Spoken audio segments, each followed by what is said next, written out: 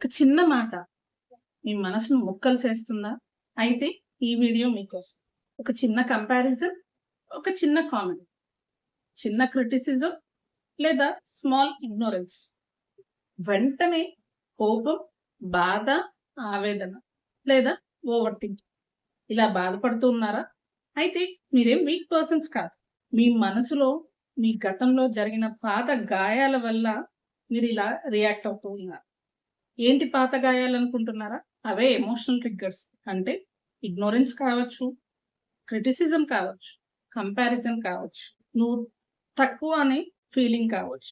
మీ రియాక్షన్స్‌ని మార్చడానికి ముందు మీ పాత గాయాల్ని అంటే ఎమోషనల్ ట్రిగ్గర్స్‌ని హీల్ చేయండి. మీ ఎమోషనల్ ట్రిగ్గర్స్‌ని ఐడెంటిఫై చేస్తే హీలింగ్ కూడా వీలవుతుంది. సో, మీరు ఏ ఎమోషనల్ ట్రిగ్గర్‌కి ఎక్కువగా రియాక్ట్ అవుతున్నారో కామెంట్ చేయండి. మరింత ఇలాంటి ఇన్ఫర్మేషన్ కోసం ఫాలో చేయండి. Thank you.